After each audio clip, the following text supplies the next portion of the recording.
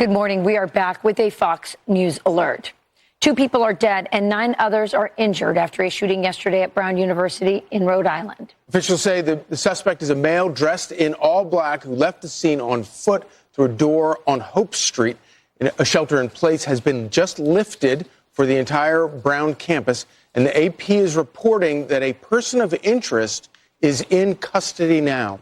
Former ATF Special Agent Bernard Zapor joins us now. Bernard, thank you for getting up. What do you make of this situation? We're just getting this news that the shelter in place has been lifted. AP reporting someone's in custody, but clearly the police investigation is very active.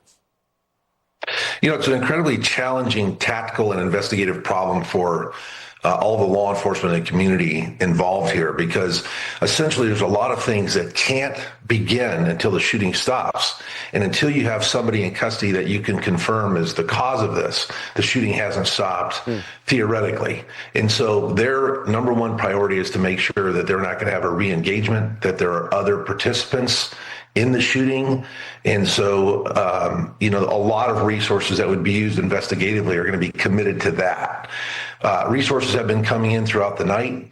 They're leaning into a lot of technology right now, both for finding the person responsible so they can ensure the safety of the community, and secondly, to get answers as to what's going on.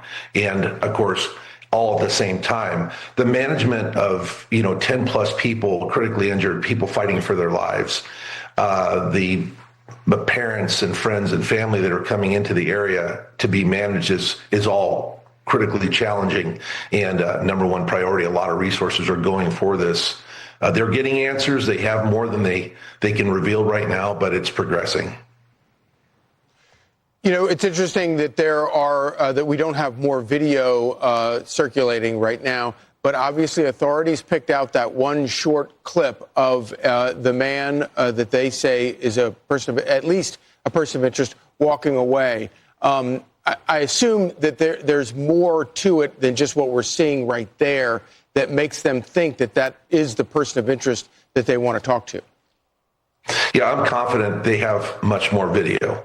Additionally, they will lean into things like AI and geo-tracking to get potential pathways, behaviors, and some confirmation as to if they're looking at different video evidence that shows it being the same person in the same locations. And they can tie rather quickly now, contemporarily, they can tie together events tied to victims and where shootings were, where other evidence was left, say like shell casings, to positions of video. And so it gives them a lot of information. Of course, it takes people and officers to respond to the things that are developing here, but they're working on it.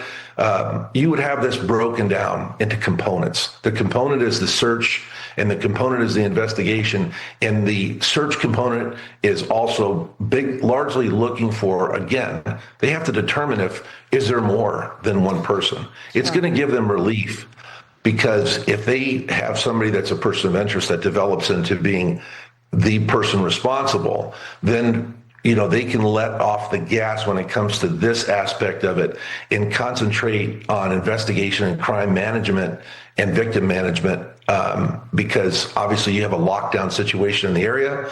And then the broader community is at risk too if somebody's fleeing from committing such a horrendous act like this. Well, Bernard, we love having a special agent ATF person here, because you see things that we don't see. I see that footage and I see this young man walking rather calmly. It's kind of shocking to me. When you see that video, what do you see?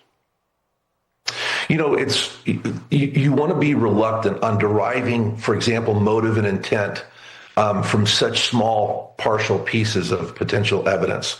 But, a lot of things, if you look at the Charlie Kirk assassination, for example, the video of the suspect that was walking with a limp and the things that were attributed to potentially that.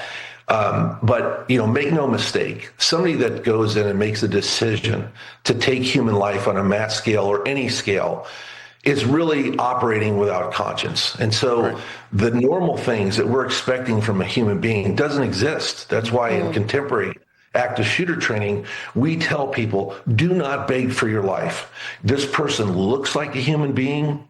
They're not necessarily scary looking, but they are a robot. They have no conscience. They have no empathy. They don't care what your situation is. They're there to take life. Yeah. And so trying to attribute a human behavior in a video will usually not provide any picture as to what the intent or the person is. Because, when you're encountering somebody that does this, they're soulless essentially at the time, and maybe beyond, something that in the human realm, we have a very difficult ability to relate to anybody that would do such a thing, regardless of motive and intent. And, there's the argument too that whether it's ideological or professed psychological, right, they're really the same person. Right. So I can't let you go without you answering this question. If you don't beg for your life, what do you tell people to do? You run, hide, and fight. You take whatever opportunity you have to escape, fight, kill the person who's there. You have no choice.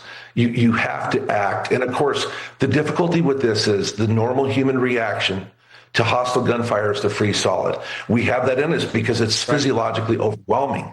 And contemporary teaching is just to give ourselves a pathway to act the best we can. And even in those circumstances, we may not have an opportunity. Run, hide, or fight. Great insight as always. Thank you, Bernard Zapor. Thank you, Bernard. Great stuff.